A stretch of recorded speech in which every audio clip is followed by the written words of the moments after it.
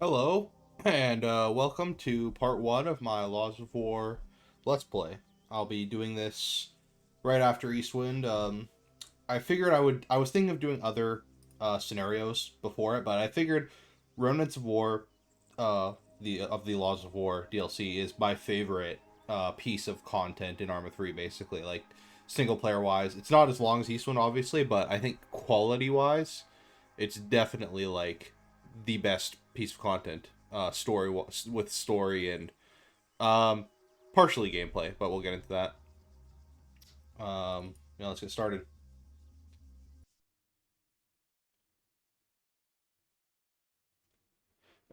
First off, I guess we'll start with the opening. I like how throughout the campaign, it's the way dialogue is done and everything. It's as if it's through a Skype call or a phone call. Um, yeah, it's a pretty interesting way to form the story, as if it's just around Nathan, a conversation. sorry to keep you waiting. My editor. Where were we? And great voice acting by the You were voice asking about the actors. guy, the one that went back there, the guy that Ah, that's right. And There's did you know actually him an well? Easter egg for no, this not really. He opening worked in my maintenance on our one of trucks. my top 10 He was videos when your we go to guard. Oreo Castro, No, if no, you can nothing like spot it. that. I mean, he just helped us out a few times, off the book stuff. Guy was a local mechanic, family business type thing, you know. I see. I remember he had a place on the edge of town, not far from our setup. We'd chat from time to time. He's a nice guy, friendly. And do you know where he was going that day? To the church. What's To the this guy's church, name? Is yeah. this... I No, always... no, don't get me For this wrong. isn't Alexis, That right? place had been Alexis is the abandoned for gorilla. almost a I'm year, pretty sure. but he was I'll try looking to for pay his attention to brother. that At the church. Yeah, there'd as we been go on. reports of, I'll try not you to know, talk over people a too brutal much, but, firefight you out know, here. He'd I heard the generally story and recommend you brought play us this in. yourself if you want to Sure, know but exactly everything I'm that's not going quite on. clear on this. Was his brother still alive? Honestly, I don't know. I don't think he knew either. Seems like he was on his way to find out. So, his brother, he was in the army. Yes and no. It's complicated. You gotta remember it was pretty chaotic back then. Of course. Okay, let's back up a bit. Sure. What complicated the situation? Just the history of it all. His brother had been a recruit in the Alta's armed forces, boot camp, basic training, you know. Well, this is back when NATO was still keeping the peace. But after U.S. forces pulled out, apparently he deserted. Do you know why? No, just I know they argued a lot about it. Was he upset that his brother had deserted? Oh no, no, he was no fan of the government. I mean, by that time, very few people were. What then? I think he was just, I don't know, sick of all the violence. Didn't want to see his brother get caught up in all that. In what? More bloodshed. Yeah, so, um, what was I gonna say? Yeah, it's interesting. So, Laws of War takes place, I think, August 17th, and the AAF surrenders in the Eastwind campaign on August 10th. So, this is only like 7 days after. This, I think this day in particular is 2 days before that. I think this is on August 15th. I've been looking at the timeline a bit, studying for this video. But, so basically, this is only happening a few days after, or like a week after Carrie, all that thing with stuff with Carrie, which is pretty interesting. And uh, it's kind of weird. Like I said before in Eastwind, the timeline just seems a little weird to me. Like it's almost as if things should be happening at a slower pace or a faster pace, like either one. But I don't know. It just seems kind of odd to me. Something about it. We walk in here and we'll get a scripted explosion right here.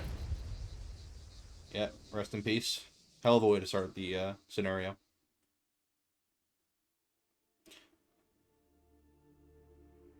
Yeah, landmines are really terrible. I like how this was in collaboration with the International Committee of the Red Cross, and it was the DLC sales actually went towards the Red Cross, which is a cool like charity thing. I like how Bohemia actually has a relationship with them now, and it just adds more credibility to Arma in general, right? With how this is like a pretty serious look at war, rather than just like the action that was in Eastwind. It's more of a human take on war. There is action in it as well, but yeah, this is a great piece of DLC. I highly recommend everyone play it themselves. And I think there's an autumn sale going right now on Steam, so it's probably on sale. Actually, wait, I don't know when I'll upload this, so scratch that. It might not even be on sale anymore, but certainly I'll release it before Christmas, and it'll be on sale during Christmas.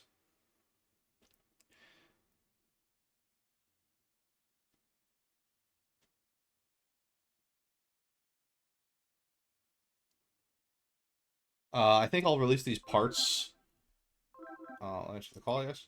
I'll release these parts kind of in smaller chunks in the East Wind because the missions and sections are much smaller. It's a smaller DLC in general. So this first part will probably only be like 30 minutes long or something. Yeah, we're not at the town yet. Hold on a second. Well, it's high Andy, frame we rate. almost there. Not used to that. We're a little ways out. Oh, and we need to make one quick stop too. Thanks, bud. So, where'd we get cut off? You were telling me about the church, the landmine, the accident. Right, yeah. Well, of course, a civilian casualty like that, particularly in a church. I'm gonna boost the volume of the game a bit. Had IDAP been It was a bit particularly active quiet in the compared to my area? voice. Yeah. I mean, As always, leave feedback in the comments if you think it should be louder or my voice should be loud, quieter, or whatever. For a few months. It's all different now, though. How so? Well, for one thing, IDAP used to be based right in the heart of Oreo Castro. Of course, this was all pre-war. I remember. Yeah, this van is a great asset introduced in Laws of War. I love this ambulance variant as well with the little screens and everything. Nice little detail. West. Big mashup of civilian and guerrilla infrastructure. Disaster waiting to happen, really. AF guys checking the vehicle for It's strange to see our gear and stuff maybe being smuggled into the guerrillas. Hey, sorry about the holdup. We're on the way now. All right, thanks, Andy. So, what's your role there today? Now, in general, the provision of aid. There was a lot of damage. IDAP fills the gap. Drinking water, basic medicine, post-war cleanup, in other words. And on the ground, how does that translate to your work? It's a mixed bag. Like today, part demining, part unexploded ordnance disposal. I see. Yeah, so it's also, I like how in Arma 3 we kind of have all these organizations that are fictional, but they're obviously based off of real organizations, and they're trying to, you know, tell a realistic story or semi-realistic story using organizations that are, you know, they don't want to use the real ones, like they don't want to use the Red Cross in real life, as they are in real life, just because it might be seen as controversial, and obviously there's like legal aspects to it as well. Although I don't know if anyone's ever been sued for using Red Cross logos and stuff, but yeah, IDAP obviously kind of like the Red Cross. It's also semi-fictional because they do things the Red Cross wouldn't do. Like, I don't know if the Red Cross does like explosive ordnance disposal and stuff like that. Maybe they do, but yeah, I imagine Nathan McDade, the guy you play as, probably gets paid quite a lot for what he does as an explosives specialist. Detector working? You remember how to switch it on, right? Yeah, I got it, Andy. Then you're all set. Thanks. All right. So for now, I'll just make a note of where the mines are. But you know, Yeah. there's also Take it IDAP slow, included. the CSAT Bobcat is do the basically a heavy lifting fiction. later. You know, they're fictional, although they're supposed to represent China. It's like kind of like a way to introduce China and Iran and stuff without being politically, you know, just saying they are those countries. It kind of gives you like a barrier that you can use to protect yourself from controversy, I guess. Same thing with the UNA in the Western Sahara DLC, which, by the way, I don't know if I'll do an actual overview of it because lots of people have already done those. Like, I did a weapons overview and stuff, which I think is fine for now. There's not that much content in the Western Sahara DLC to make a full video on it. I think it's generally worth $7. But yeah, that's kind of my thoughts on that.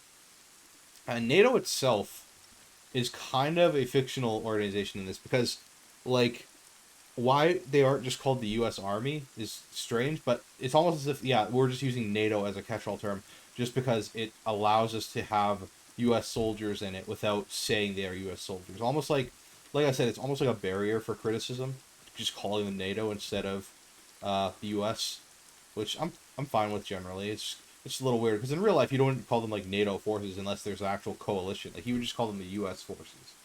But yeah, I like these little guys up the front. They give little comments on stuff as the DLC goes through. Mediterranean sun, my ass. Ought to be ain't sipping fuckwit and feel good about themselves. Yeah, these are the engineering troops, I guess, with their engineering vehicle. So I'll disarm some mines, or spot some mines, that is. I think IDAP were probably shipped into an Altus after the Eastwind campaign, just because you don't see them at all in the Eastwind. You see them in the previous That's no big deal. in the We're Civil just War locating our era mines for in now. the Just one of the keep me TAC Ops posted. DLCs. But yeah, you don't Are see them you in free to Eastwind talk, itself. Nathan? Sure. For now, I'm just sweeping the road. So I and think they were mines, probably getting a shipped lay in of the after land, the war ended. The Maybe detector lets us the see what AAF we're didn't dealing with allow. here. I can Minor work and didn't check. allow IDAP to operate in the country. Maybe they did it on a limited capacity. You just never see them, but I like to think they were shipped in afterwards.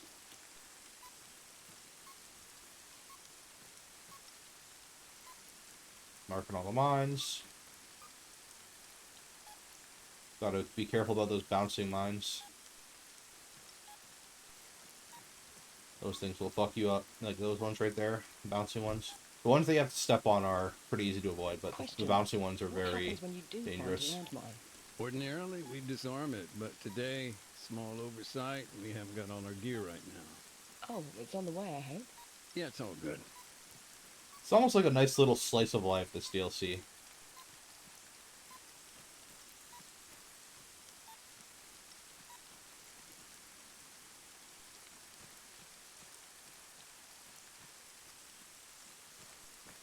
Terrible weather, though.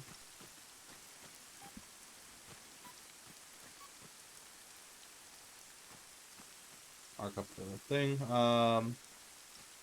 Yeah, I like how they focused this DLC around So, Oreo since the Castro. war's now over, has your own role changed? Just because Yeah, I guess so. Now I'm almost entirely focused on EOD and UXO. I'll let him talk a bit, but And that's something you did in the military too. Yeah, that's the so thing Anthony about McDade mines. or Nathan War McDade or was not, also win, in lose, Operation they all Arrowhead. go Or I mean, together. he wasn't in Operation Arrowhead. I don't think he was a character, but he definitely was a soldier during Operation Arrowhead in the lore. He was explosives ordnance disposal then, probably, or something like that. But yeah, I like how they focus it around Oreo Castro because, you know, in the Eastwind, you hear about Oreo Castro at a rebel camp, and they talk about it, and how it's a ruined town, and you can go there, and obviously on the map it's a ruined town. But I like how they decided that, yeah, let's just focus an entire DLC around what happened here, just extrapolating on How what many we know, minefields are you and facing making in an actual Altus? storyline That around we it. I know thought it was of, pretty well done. 22, 23, including whatever's here. Plus, you've got Stratus, another 4 over there, I think. I see. And can you estimate roughly how long it would take to remove them all? A lot of variables, but cleanup operation of this size, if it's only IDAP, we're talking years. I guess since there's still tons of mines on the road, maybe they. No, wait, the AAF did push in. I thought maybe the AAF didn't push into the town; they just cluster bombed it and then left. But I guess they just never set off all those mines, which is kind of weird. But I mean, Andy, I'm not at the too out of the barricade. question. Cool. And the road? Yeah, it's what we thought. Dozen or so APs, nothing the old Bobcat. How well do you remember the town? You mean And these little before it was memories that destroyed? glimpse into the past. Vividly. Pretty amazing how they did this within Arma's engine. I think it's pretty sweet effect and everything. How we transport back into time. Hey, quick tidbit for you. Oreo Castro means beautiful castle in the local lingo. Oh, I didn't know that. Do you speak the language? Not so much, only with the older generation. Not a problem now, though. Oh, Oreo Castro, is that? No, Oreo I don't think that's Castro's pretty Greek. much a ghost town. Maybe it's. Nothing here. I mean, but Castro, I think it's remnants Greek. of war and a couple of goats. Maybe it is And Greek. they aren't I exactly remember great looking up Oreo Castro, conversationalists. Oreo, the word. I don't think it means beautiful in Greek, but maybe I'm wrong about that. Or no, it does. I think it does mean beautiful, but the cookie Oreo isn't based off of the Greek word. I don't think. That's probably why I'm confused.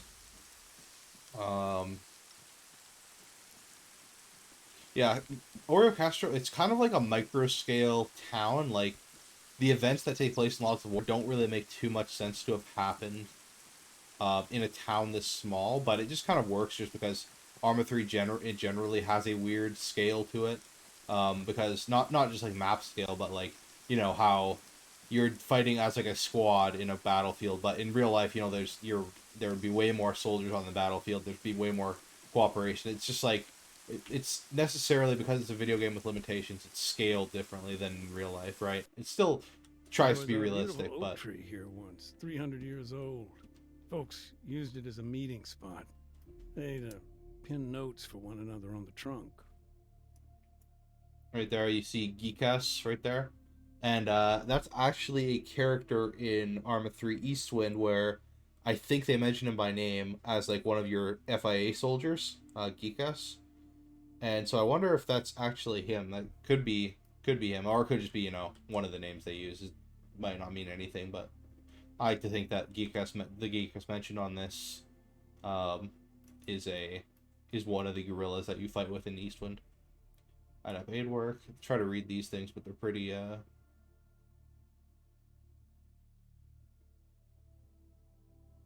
Alright. Wait, what does it say? Scum? Government forces scum. So yeah, I guess Oreo Castro is a pretty anti-government town, just because, not just because they're rural, but, you know, because there's less government presence here. They really don't like the government. Let's go to the mayor's house, I guess. Yeah, I wonder if the mayor... So they took over the mayor's house, the AAF did, and they set up a little outpost here. I wonder if the mayor, along with NATO, actually, I wonder if the mayor actually was supported the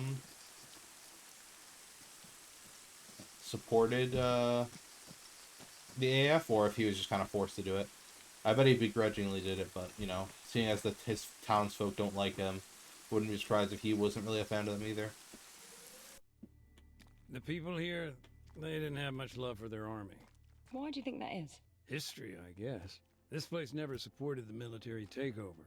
The Kavala coup and all that. Here we see more Plus, AAF, stationing not troops just in in the their town, standard getup. Nobody I believed appreciate the that. government spin about training. They were seen as an occupying force, there to keep a lid on things. Yes, they were an occupying force because I guess the town was seeming too rebellious. It was too much of a haven for guerrillas, so they bring in the AAF and deploy a force here at this little FOB. Can I walk around a bit more? No, I can't. I'd like to see more of this little FOB they have here. Just looks like probably like a squad-sized force here. Guys in there. Training about the laws of war. Yeah, if anyone needs training on the laws of war, it's probably the AAF. Let's be real.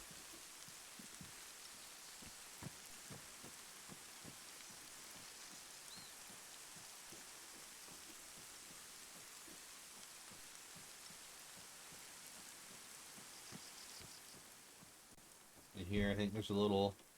They set up a gym here or something later on. Alright, let's go to the other locations. Is there something else to discover here? There's something glowing there. Maybe I missed something. Or on the map there's a little circle.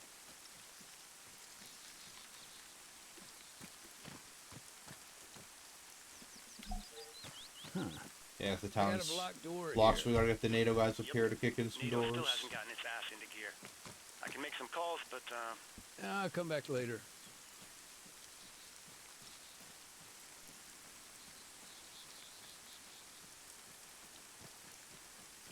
Yeah, very relaxing town, despite the horrible events that happened here. I love Oreo Castro. I got a UXO here dug right into the wall. shit. Cluster You'll need the munitions. toolkit for that job. I'll get on the horn to dispatch. See what's taking them so long. I'll come back later. How does IDAP distribute aid?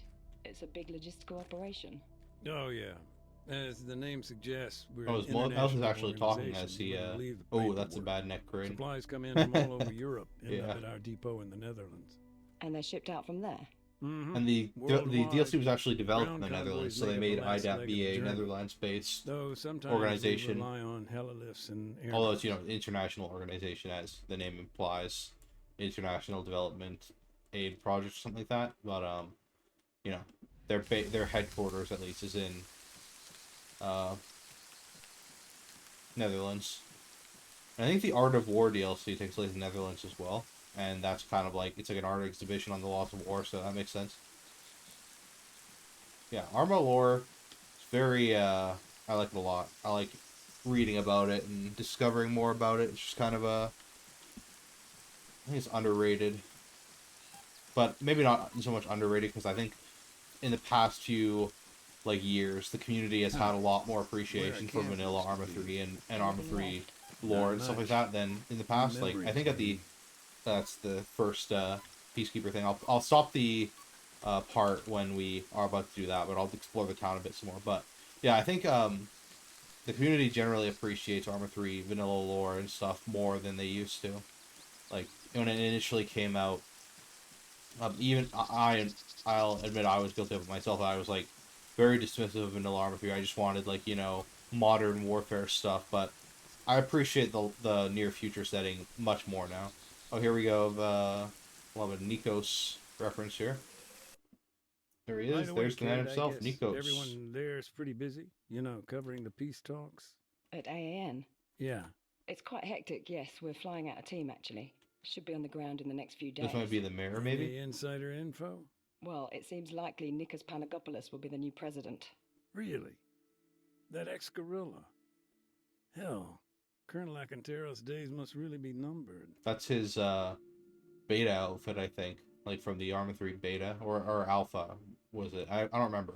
There was like, or it was like a, or the pre, like when Arma 3 was in its initial concept stages. That was this like original outfit. I don't think he wears it in the campaign.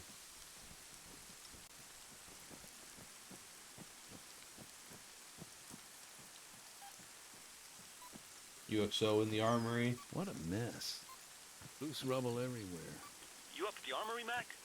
We need to make a note to sort that shit out. Probably a whole bunch of ordnance lying around. I'll come back later.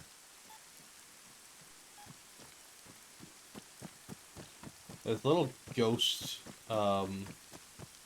story thing in this town, isn't there? Where like you walk into a house and maybe I'll look that up later if I can't find it. But there's like where there's like some bones or something, and something moves when you walk by or something like that.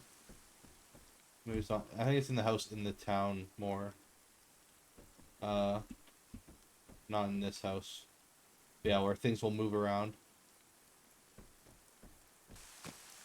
I'll have to look into that to do that on the Let's Play. Here we have the house of the mechanic. I think this is the guy who got blown up. The guy, it's his house. The mechanic you've been telling me about, he and his brother, they'd always lived there. In the town, you mean? Yeah, as far as I know. The family business, the garage, it kind of kept them rooted. Parts DLC reference. Little mine there, or tripwire. And in here, there's another tripwire. Someone was booby trapping the mechanic's house. Kind of strange. I guess presents for the AAF when they're clearing the town. And there's a little Easter egg, or not an Easter egg, but interesting voice line if you step on these body bags. I think I'll do it. You know, it's a little disrespectful. It was just to show you and kind of talk about it. Hey, fuckhead!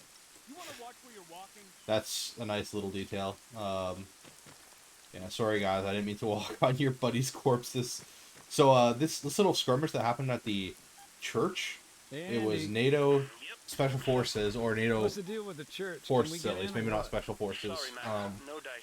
attacking the AAF 3rd Regiment with FIA guerrillas supporting them. So yeah, the AAF were. We'll play that section later, but so basically a few days ago, like 10 days ago or whatever, however many days ago the East one was, these guys were fighting here, and then I guess only now they're getting to the bodies. So these bodies are pretty. I mean, they're a little decomposed by now. It's kind of gross, but The church, where the mines are, it's sealed off now. By IDAP. No, NATO. They lost some guys there in the firefight. One of their EODs is helping clear the place. But, yeah, their EOD doesn't do he's not exactly moving very good job quickly. clearing this place.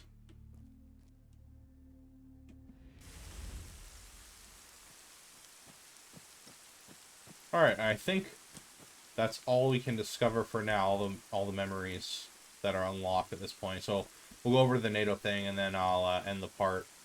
But yeah, thanks for watching.